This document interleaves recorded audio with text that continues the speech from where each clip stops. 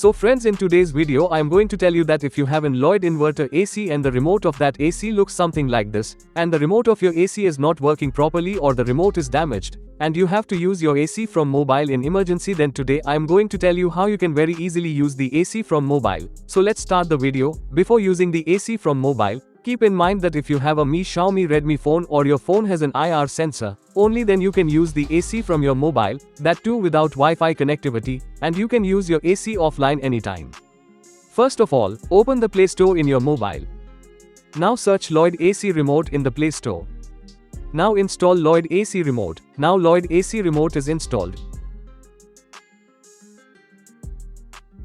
Now go inside this app.